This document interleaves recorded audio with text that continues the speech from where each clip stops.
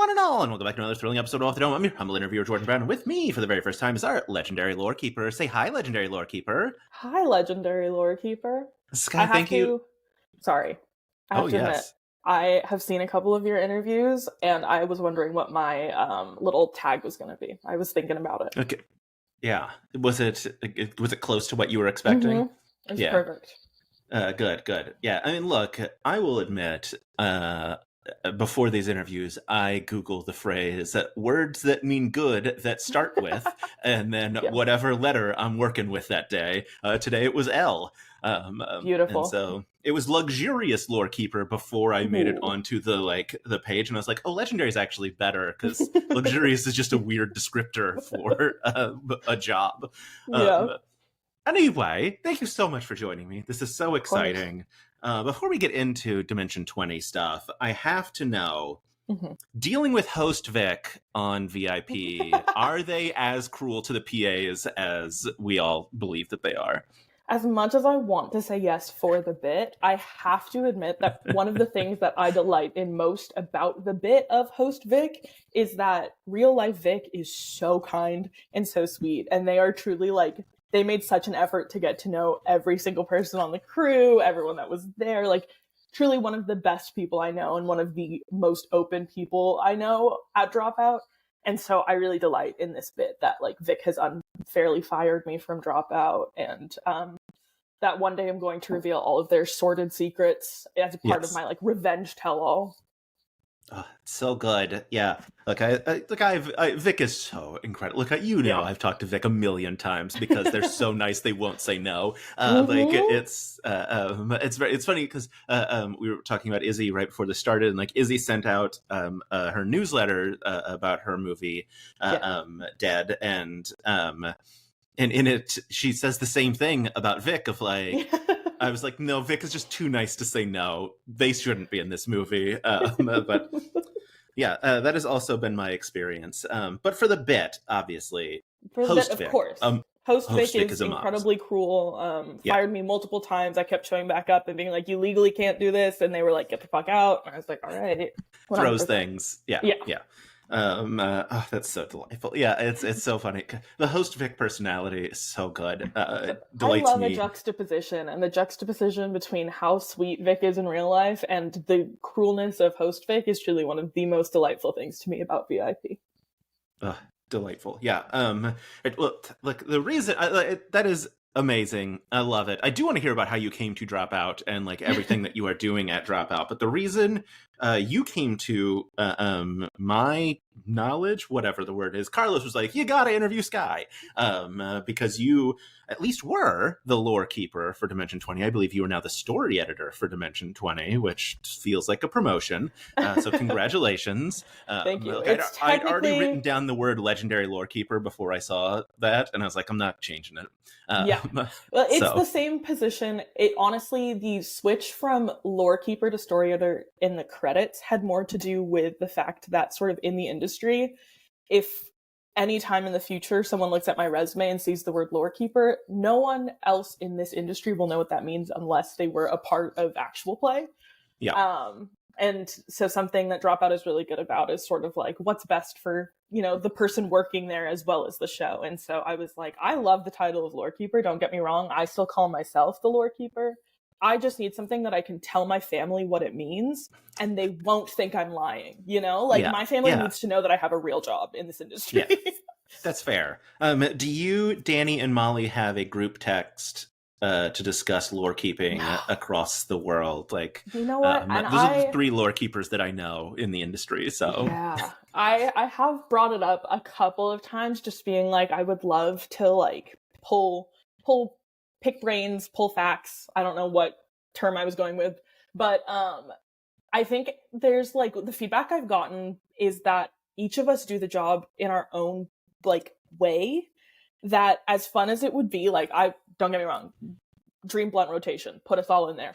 But as fun as it would be to have that group chat, I don't know how much it would actually help with the work, because it's something that you just learn and have to mold to yourself. And I've learned a lot from what I know of Danny's process. I learned a lot from Molly, and I've built on these like incredible processes that Molly worked on, but it's so different from the jobs that either of them are doing, or so I'm told. I mean, I guess we should probably cover what the job actually is, right? What is a lorekeeper? I would love to find out, honestly. Is this the same conversation that I had with Kyle Rohrbach, where I'm like, "What is a producer?" And he's like, "I don't know." It's like, but that's your job title. Yeah. I like to break it up to like stages of development. So like the job is different in pre-production than it is in production than it is in post or post-production, which for anyone not super familiar with the industry has to do with like where in the filming process you are, if you break it down really, really simply. So when a season of D20 is developed, it goes from development, which is kind of sort of the phase where someone's like, what if we did this? And then it moves into we are doing this, and that we are doing this bit, and all of the preparation that happens is pre-production. In pre-production, I do a lot of sitting in meetings and taking notes. If it's a season 2, which I've done a couple of season 2 now, if we already have a lore base, which is like a basically very complicated spreadsheet is the honest answer of what a lore base is. If we already have one going, I check it out, I update it, I make sure it's not missing any information, and then I prepare it to receive a whole new season of information. If we're doing a whole new season, especially a whole new season with a new system, like we did with Never Stop Blowing Up, a lot of my pre-production time is spent figuring out how I'm going to take notes, because it is not as easy as sitting there and being like XYZ happens, unfortunately. Oh man, especially for Never Stop Blowing Up. Oh my god. There, I swear, every couple lines of my notes, because it's, like I said, essentially a very complicated spreadsheet. It's like if you kind of took Google Sheets and injected sort of like steroids into it, and then also took mushrooms, shook it up, and drank it. That's kind of what working with our lore base is like if you don't know what it is. And so especially Never Stop Blowing Up was one of the seasons where I was still sort of warming up to the whole lore base process. And about every 3 lines, I think I wrote, I don't know what's happening. I will come back to this after the episode is filmed. Because it's impossible to keep track of at the beginning. But something that can help with that before we ever get to filming is having a solid lore base. So that's a lot of pre-production. Everything else is sort of sitting in meetings, absorbing as much as I can so that I'm not getting surprised when we go into filming. So if I can go in knowing the concept, if I can go in knowing sort of where the season is heading, it's all improv. Sometimes we don't know, but everything that we do know is helpful for me. I get really, really annoying, I fear, early, like as we get closer to filming, I'm like, you have to tell me what's happening. And people are like, we don't know, it's improv. And I'm like, someone make a decision. If it's not what happens, that's fine, but I have to start somewhere. And yeah, and then it's, I've been really lucky in that working with our creative team, everyone's really encouraging. And so I've more and more been able to like offer ideas here and there for creative, which has been one of my favorite parts personally, because it's a place where I feel like I have room to grow. And then we move into production, and production is probably what most people think of when they think of filming a TV show. It's when we actually sit down and film. For me, what the job looks like is I sit at my computer underneath a very large TV that has the episode filming with these exact headphones in, plugged into our sound system, and I take notes on every single thing that's happening. I say the ideal is every single thing. Sometimes I miss things for sure. Sometimes it's like, I don't know how to write this down. We have said something so incredibly crazy that there's no possible way for this to make sense in my notes. But most of my day on production is sitting there, taking the notes, putting it in my very complicated spreadsheet, and then having more of those. It does this every time, and I don't know how to turn it off, and it drives me absolutely bananas. I hate it. It'll probably happen again. Yeah, I sit there with my notes, and then we have like creative meetings in between episodes or before at the start of the day or the end of the day where we pitch some more. We talk about what's already happened and what's going to happen and where we think the season's going. With improv, you never know. So those like immediate meetings are super important. And then we do it all again over and over until the season's done. And I sit there with my spreadsheets and recently we filmed a season that made me laugh so hard while I was taking notes that I both had to be shushed by Carlos because I was getting really loud. I'm a cackler. And also at one point fully like slipped out of my chair because I was like, I've lost it and I don't know what to do anymore. So it's delightful. It does get a little bit punchy. And then post-production is more of what pre-production is, except for now we add in the watching all the episodes 3 or 4 times before they air. Yeah, that's super fun. Yeah, I love that. I have a million questions about it. That was a chunky explanation, and I really apologize. No, it's great. Look, the longer the explanations are, the less I have to say anything, which is my favorite part of the interview when I'm not talking. Yeah, I will say, like, having talked to Carlos a couple of times now, I know Brennan's notes are what, for you, I have to imagine, an absolute nightmare because they basically don't exist. It's like a bullet, nothing, a bullet, and then it's just like Brennan's brain is ready to go off that. What's that like for you, trying to make any sort of sense out of it? I will say, first of all, he's self-aware. That's huge. I love that he knows that, because for me, that's really the thing. Like, if someone doesn't know that their notes are driving me crazy, there's nothing I can do about it. If they know, I can lightly tease them until they fix it. But also, I will say he's gotten better. The notes are somewhat more comprehensive. And honestly, it's kind of fun. It's a little bit like a puzzle where I'm like, what does this mean, Brennan? Sometimes I get to ask, like, did you mean to spell it like this? And sometimes the answer is no. And that is always a delight, because I'm like, yes.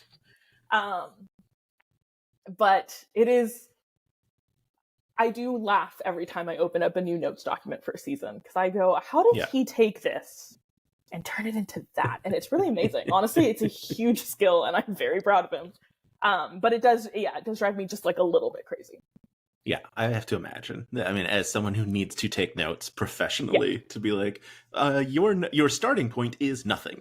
Good luck. Well, and I'm also like a fastidious note taker. Like, in order to pay attention to something, I have to basically word for word write down notes.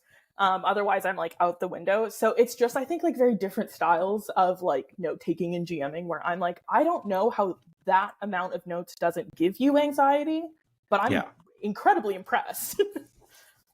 How does this make you feel? These are my notes for our interview.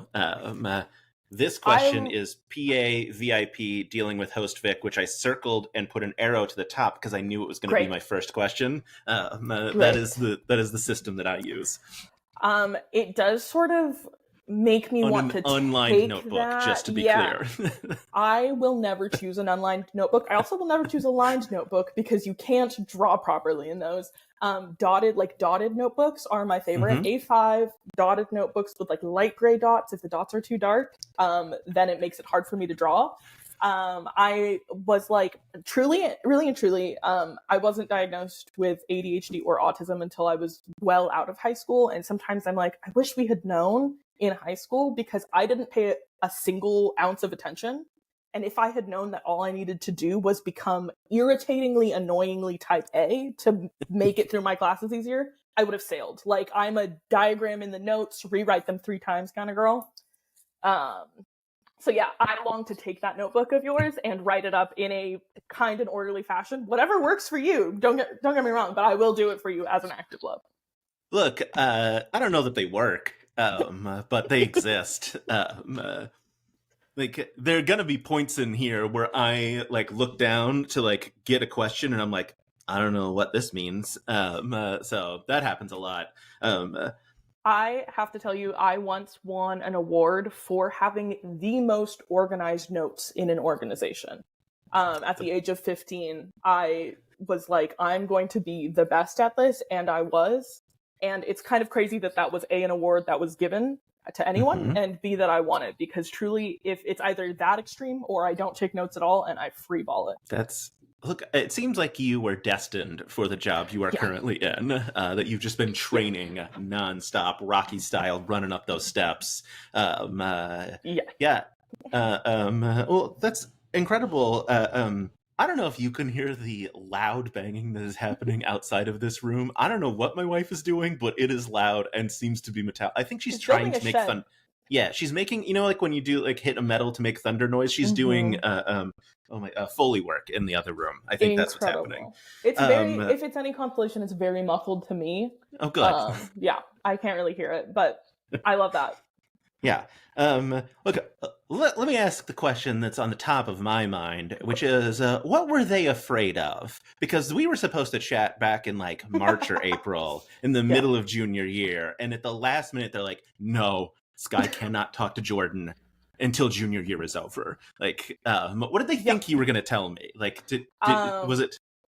Yes, I like to tease everyone that I'm going to suddenly subscribe to the like Renee Rapp media training model and just sort of say whatever I want. And I am sort of known for that in real life, so that might have been what they were afraid of.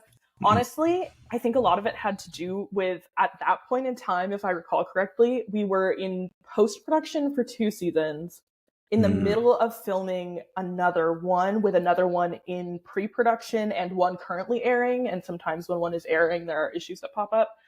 So it honestly might have been more like, we have really learned the limits of how many things my brain can stick its fingers in at once, which is part of how I got this job. Like I do have the talent for multitasking. Somewhere around 4 or 5 seasons, I start to slip up on like lore and notes and start to be like, So it might have had more to do with the fact that they were like, if we make them think about anything else, we are going to lose something. Yeah. People really started to get worried. So yeah, so then Fabian goes into Dave's video world. We're like, oh no, oh no. Yeah, well, and like, yeah, we had like a bunch of stuff that I had been working on that was unannounced still at the time, or like not yet fully announced. And I self-admittedly was like, I don't ever look at our release calendar. I don't know what is airing. Like, you can put me out there and I will happily answer questions. I am not liable for what comes out of my mouth at this point in time. And they were like, all right, no. Oh, Miana. Well, here's the beautiful thing. I'm not going to ask you what's coming up, because that's not what we do here. Look, I'm not going to burn my bridges. It's confidential. Yeah. I say, so you said like this is one of the things, like obviously we talked about like you being great at this job. How did you get this job? How did you come to Dropout in general? And then obviously like we started not at story editor. I have to admit, this is the number one question I get asked in social media and in real life when I am like hanging out with people and they discover that I work at Dropout and also work as lorekeeper. Immediately, they're like, how did you do that and how can I do that? And my answer to them every time, I have to admit, is the same, which is, I don't know. I wish that I could give you a step-by-step ladder. I wish I have asked people to give me step-by-step ladders for similar career paths. Honestly, I worked in the film industry for a couple of years before I came to Dropout. That is not, I believe, the universal experience at Dropout, but I am glad because it really taught me how to behave in ways that were really important. I ended up meeting a couple of people from Dropout through other avenues, through other work that I was doing, both in the industry and then like tangentially related to the industry. And if you couldn't tell from my discussion on notes, I am sort of crazy and type A in many ways. And I have to be the best all the time. Not in a competitive way with other people, very much in a competitive way with myself of like, if I am not achieving at my highest level, if I am not being the most helpful person in the room, I have failed myself. And so I think something about like really, really having a positive attitude, knowing how the industry works, and also like having an innate need to be helpful really makes people be like, you would make a great employee. And then also I think it just happened to be a bit of personality. Both of the people who helped get me hired at Dropout sort of led off that conversation with, you would be a great fit at this place that I know of. And I was like, well, that's great news because I happen to really like, that's the kind of content I would want to do.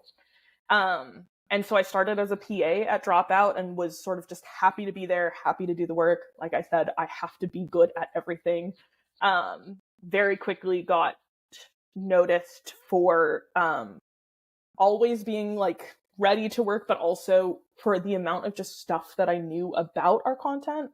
I have a pretty good memory. I really like D&D and other tabletop games, not just D&D, but I love details and I love getting in the weeds about stuff. And I think it just, like, I clicked in really well with the crew. I was able to keep up with what was happening. I never finished college, but the college that I did go to was for acting and storytelling, specifically script writing. So my mind is very much educated in the writing aspect of it, which I think was really important for very specifically getting brought on as lorekeeper. Loved to be a PA, got pulled into the art department because I knew a lot about D&D, and they needed very specifically in the art department someone who could help with all of the spell cards that we have at the table and all of the character sheets.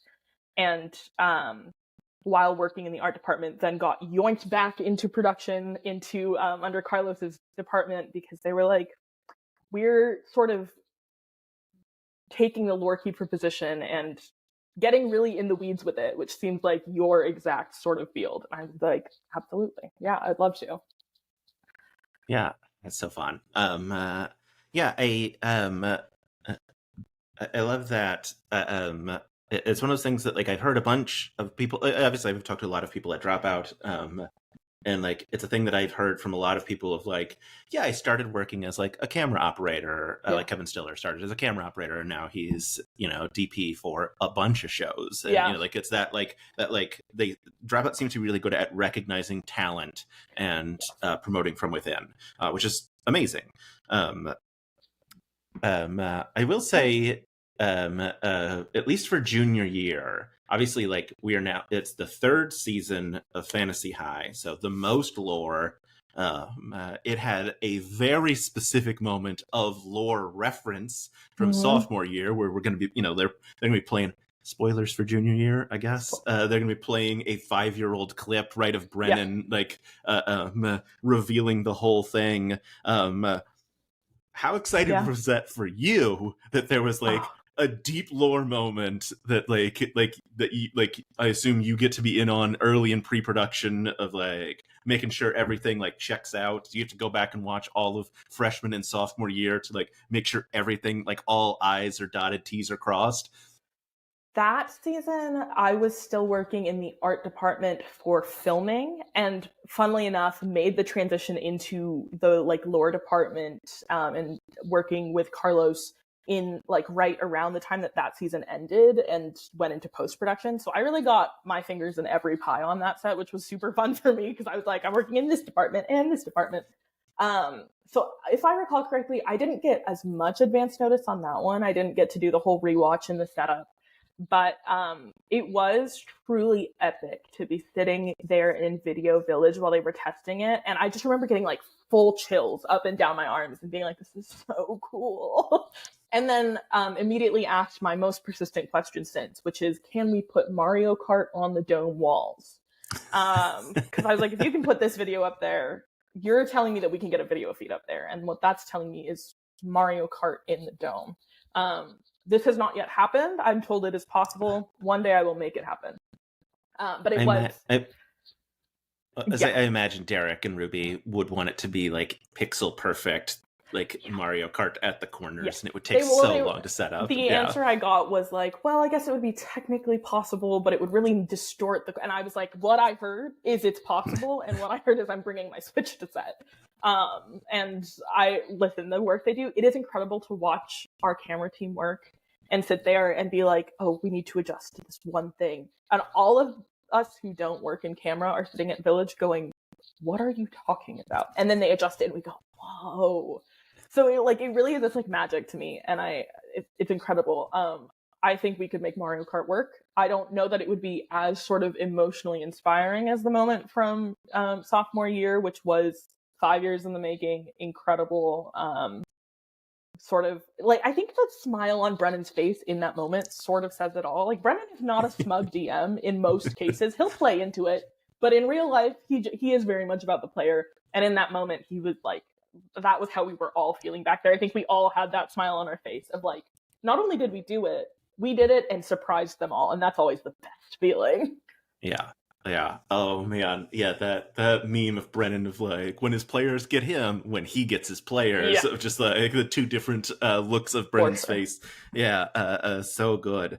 I mean, I guess that means if like you were post production on Fantasy High, then you probably don't have a deep understanding of the Squeam lore. I don't know where you are on that. Or are you deep in the weeds on that?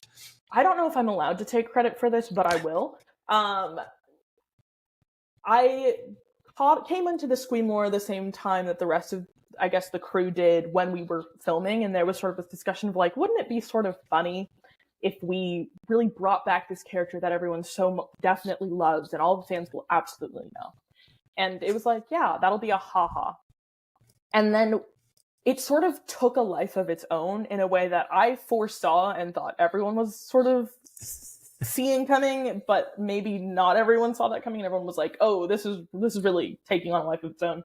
And one of my all-time funniest Slack messages I have ever had to send is a paragraph on the linguistics of Squeam, because when we were making some Squeam merch, the question was like, should it say Squeam, Squeam, Squeam? Should it say Squeam, ? Squeam? And I had to send sort of an anthropological linguistic response. And that was sort of one of the first moments for me where I was like, this is my job and that's crazy.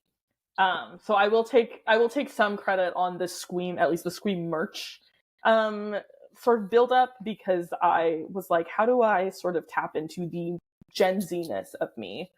And that was to come up with a Squeam Tumblr reference in a pin that only had one word in it, and I think I did it. You nailed this. Yeah.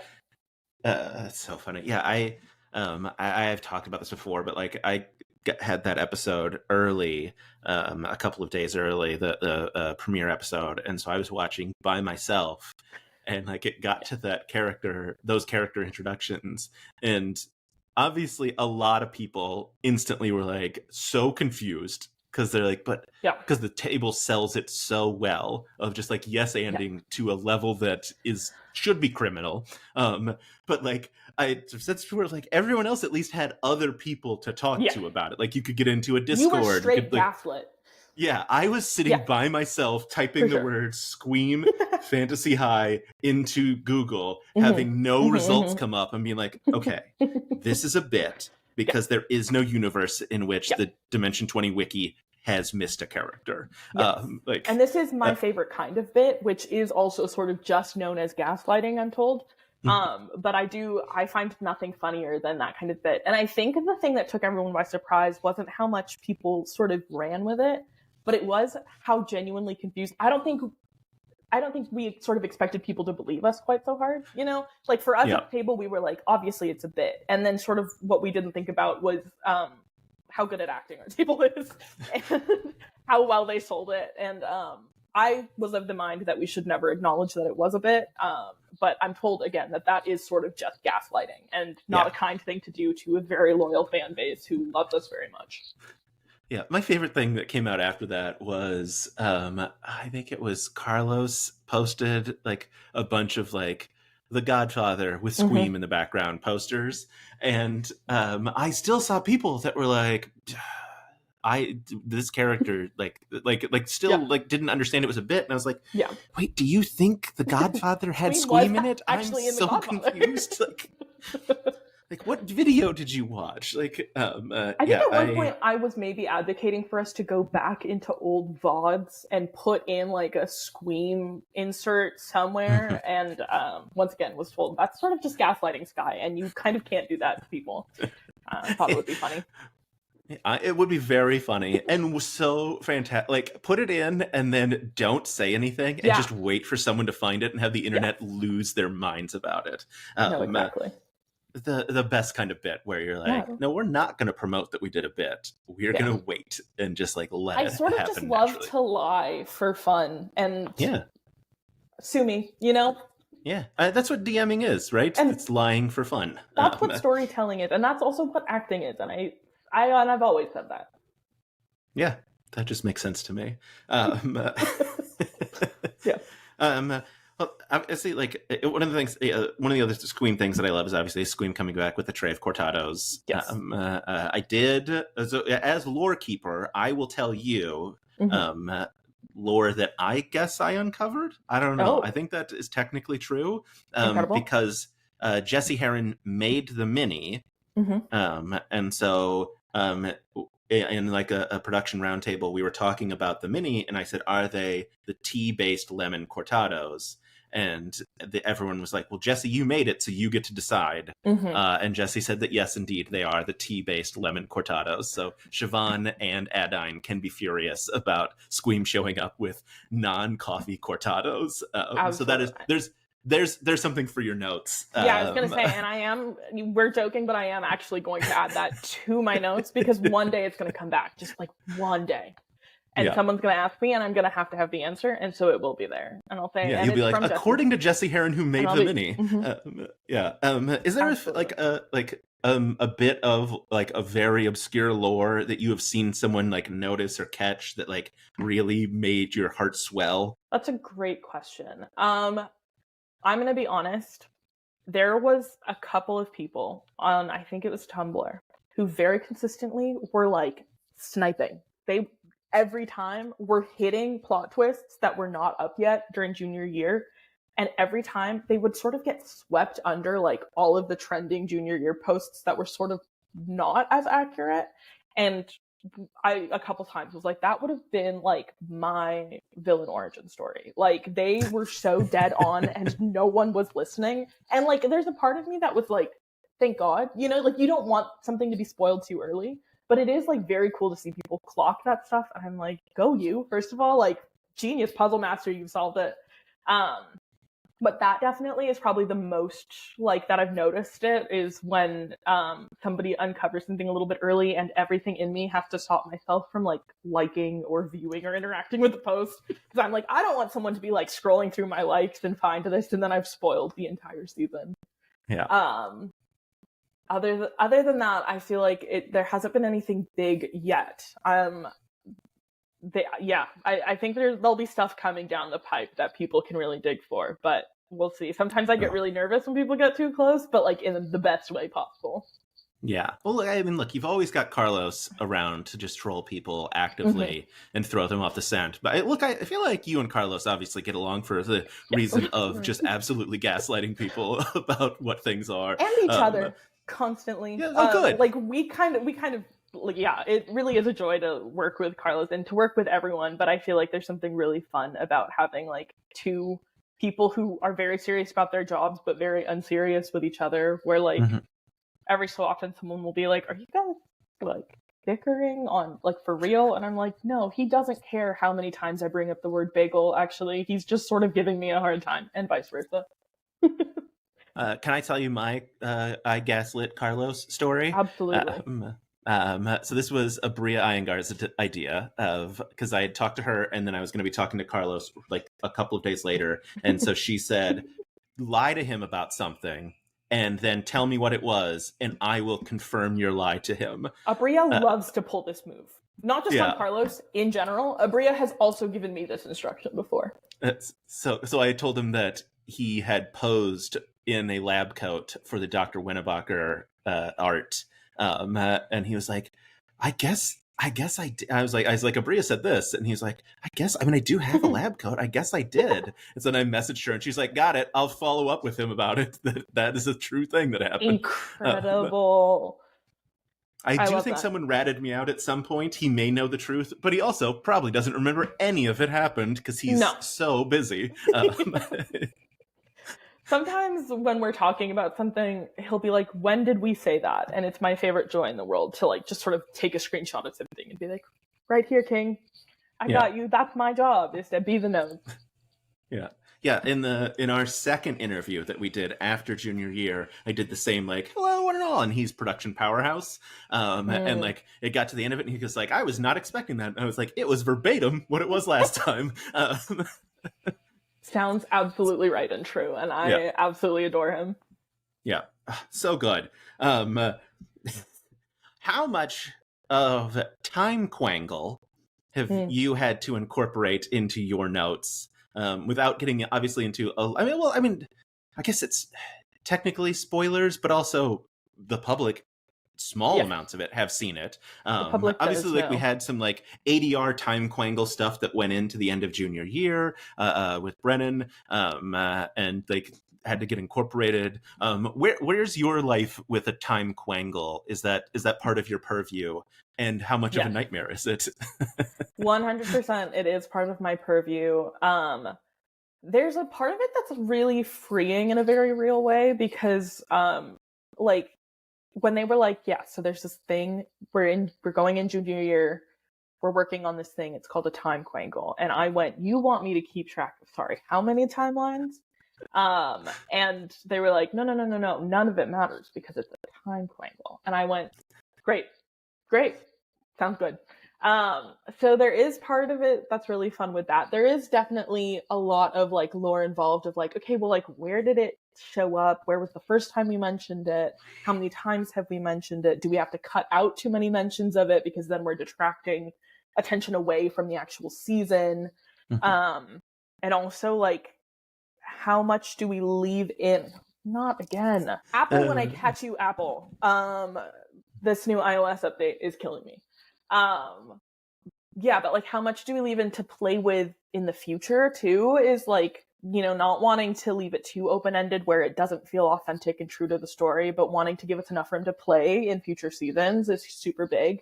And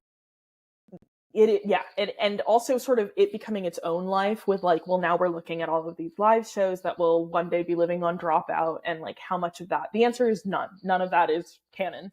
But I was involved somewhat in the process of preparing for those live shows and in the process of now reviewing them before they go up for the public. And it's every time I'm like panicking a little bit about like one day someone's going to be like, well, we should be keeping track of the lore, and I've totally like not done it, and it's crazy. But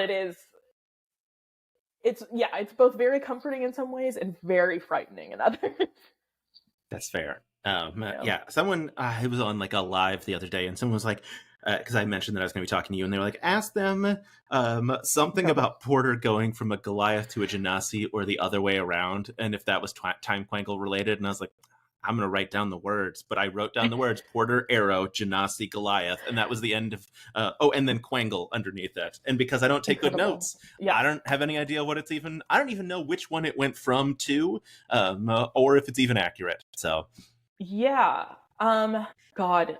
What's really funny is that junior year, I know, just ended, and just based on the pace that we move, feels like 3 years ago in my brain. Yeah. So don't hold me to this legally as the lore keeper.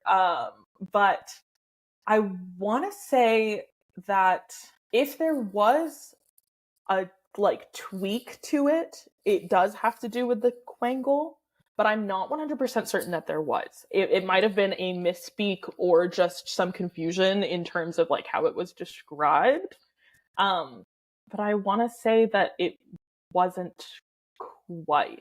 I do know the like barbarian paladin, that's been going since, God, the beginning of sophomore year at least, if not earlier. So it would be very unlikely for that to have been unintentionally changed, but if it was the quangle. That's the short answer, and that is sort of a short answer for anything. Someone was like, Eggfort said that there wasn't a student body like government at his school in the 7, but now there's obviously a student body president, and I'm like, yeah, I bet it's quangle. I bet that's the answer. Is a president really a whole government? Because that was sort of, I don't know about everyone. I went to a very odd sort of high school, but if you put one person in charge of that whole school, it would have burned to the ground. And that's the Eggfort way. And that at the end of the day is the Eggfort way. But also, yes, the 7 as a whole timeline is a bit quangled. So things get very complicated when you start looking into the 7 without the context of the quangle, which is sort of delightful because in the very first, I believe the first episode, if not the second, of the 7, Arthur Igfort is like, what if we fuck with time a little bit? And it's sort of like, it's like right there. You're like, and that's the Quangle because he fucked up something. Yeah. Delightful. Yeah, it's so good. Oh, also, you mentioned like the things happening obviously like in the moment. Do you ever have to like hit pause? Like, do you have like a big red button that like pauses an episode to be like, actually, Brennan, you've misspoken? It is sort of crazy how good Brennan is at staying on top of things. Like, we talk all the time, and he's like, you're really there to make sure that I'm on top of everything. And I'm like, I cannot express enough how few times I have had to actually flag anything to Brennan in a moment. Like, almost nothing has been bad enough for us to truly like stop down all the way. I do get made fun of sometimes because I am furiously typing at a point where people who know how many notes I take, like we've had editors come on set and witness it happening live for the first time, but they work off of these notes documents, so they know how involved they are. And then they see it happen in real time and they go, oh my God, are you okay? Because I am like hunched over like a shrimp, typing so fast. And anytime there is math involved, anytime someone uses an ability that I am not 100% they're using correctly, anytime there's a couple of times that someone will say a statistic that is not 100% accurate based on like something or other, and maybe it'll get cut, maybe it won't. I never want to be the one to stop production. That's a like old held rule from my time as a PA. Like, that's the one rule you don't break. If you are the reason production has to stop and it's not to make something easier or better, you're done. So that's still something that I really worry about, even though my job, Carlos likes to describe it to me as being a fire alarm. He's like, it's not your job to decide whether or not we stop. It's your job to be the alarm that makes the rest of us decide. And I'm like, great, I don't want to decide that anyway. So instead, what we end up doing is I'm typing my notes. Someone says something that I am not 100% sure on, and my hand raises like I'm a child. And I will put a finger in the air, or like if it's math, I'll put the correct number in the air. Like, someone, here we go again. Here we go again. Apple, please. There was like some math happening and someone was like, I think I got a 16, and you'll just see my hand go, or like whatever number it is. Sometimes I'll do it in sign language, which is not helpful if no one else there is speaking sign language with me or signing with me. But I very infrequently, unless it is drastic, will verbally say anything to stop, but I will flag to Shabak, who sits behind me, to Carlos. Sometimes I'll like pass him a note, or I'll Slack him a question, or I'll just reach out and sort of smack him as hard as I can and get his attention. If they ask me a question, I'll respond, which is how occasionally I get put into these either episodes or adventuring parties. Is they'll say something. It's always really shocking and really alarming to be watching an episode, to review it and like be in work mode, and then someone goes, "Thank you, Skye," and I go, "Oh my God, it's the Truman Show!" Like, oh my God, something's wrong. But as much as possible, I don't have to, and I try not to be the one to make that call. But I do get teased a little bit because my hand goes up like we're in school and I have something to say. So good. I love that so much. Would you like to rank the DMs at doing keeping track of lore, and why is Aabria the worst of them? That's incredible. An incredible question. I guess you actually shouldn't, because we don't actually know who is coming up other than obviously Brennan. So I have been allowed to say that we do have an Aabria season coming. So I delightful. am allowed to, yes, I am allowed to. I was cleared to say that. I did ask. But because those are the only two I'm allowed to confirm, unfortunately, it is only Aabria and Brennan. And I think if I put Aabria above Brennan, Aabria herself would sort of kick my ass.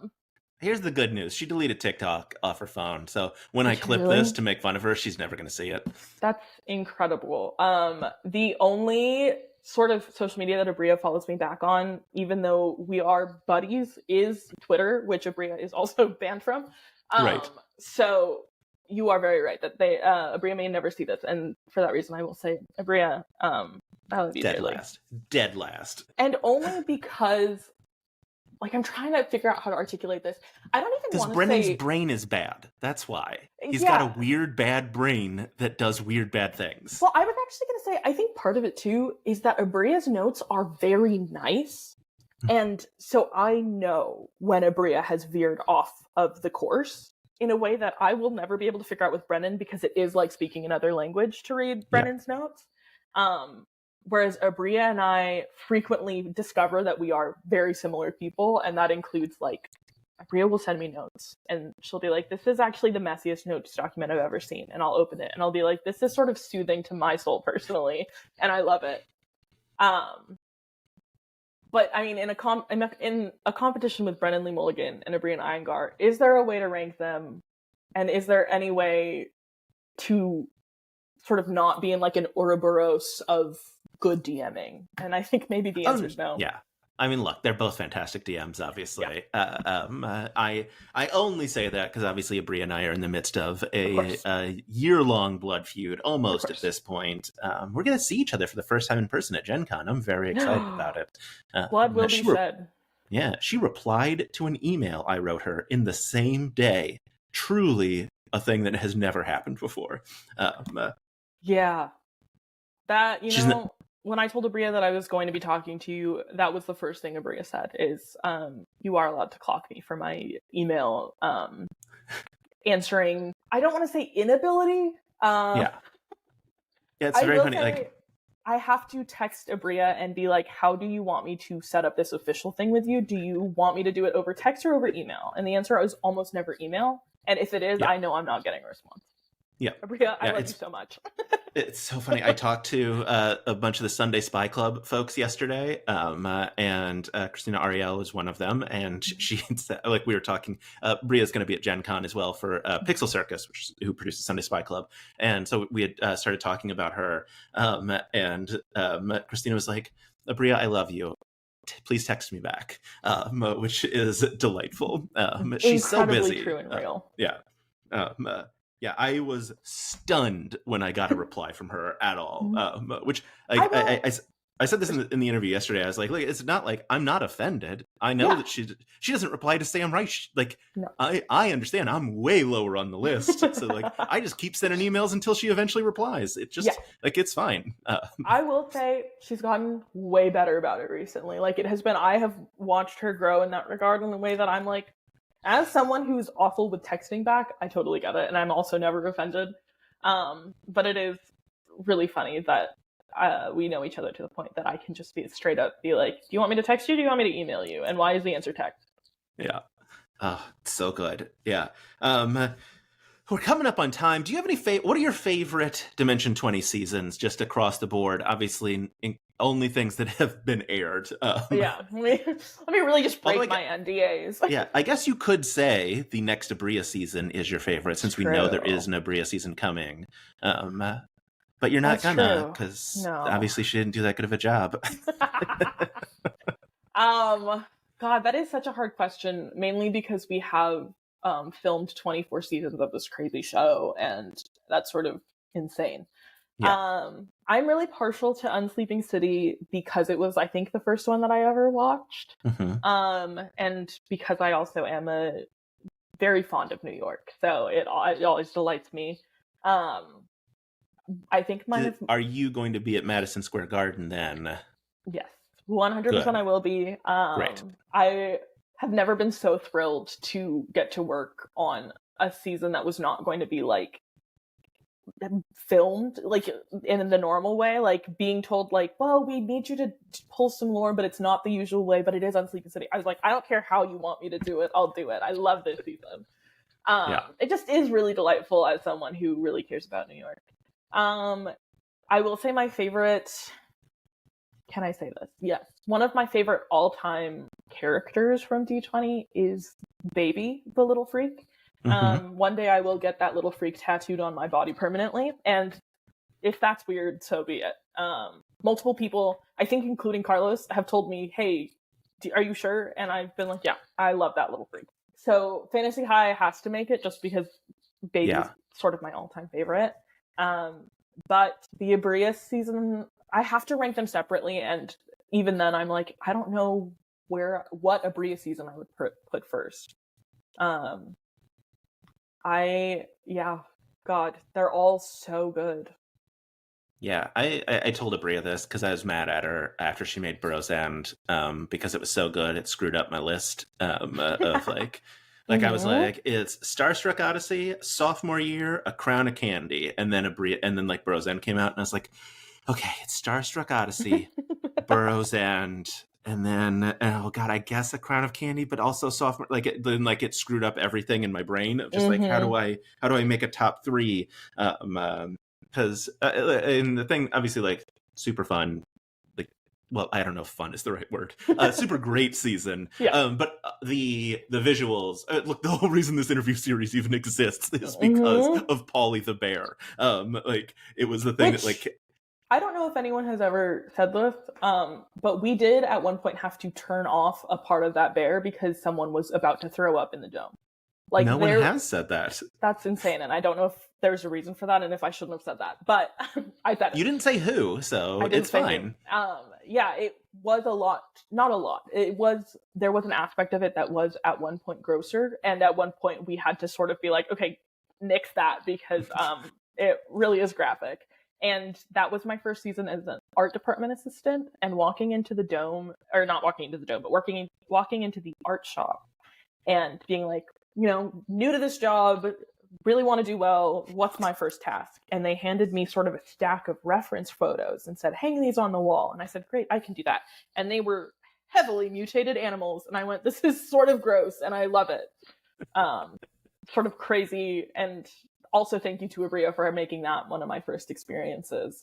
But also, like, I'm a huge Regency fan. So, like, I ate ACOFAF up when that came out. And I was also like, magic is so boundless and limitless in terms of story that I was like, Miss Mag is right there. And so fun in a way. Like, there really is a way to nail down the list. I got the Eat Trash, Beat Trash Goat House shirt that is, I wore it so much, like the entire logo has flaked off the front of it. So I get it. Like, I keep telling people that we should go to Universal with our Chimeron outfits and really sort of stick it to the author that no one wants to name and sort of be like, your sort of whole thing sucks. And honestly, there are better ways to make magic.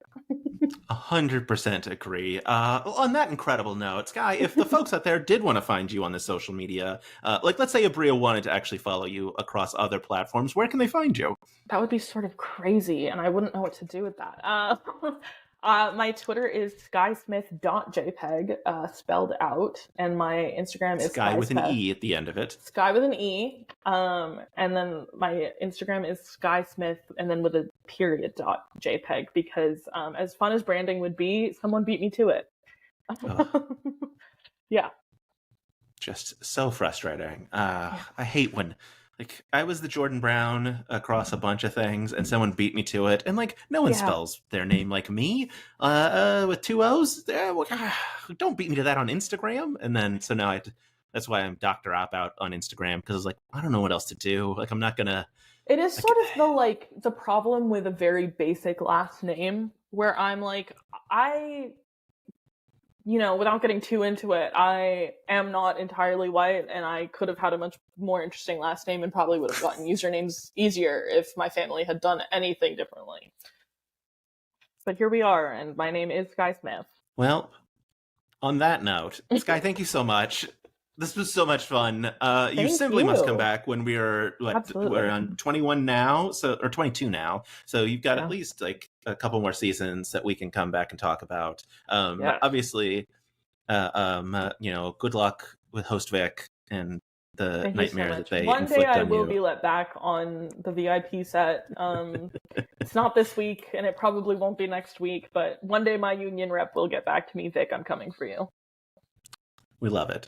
Skye, an absolute delight. I don't know how to end an interview, so I'm just going to hit stop recording. As you should.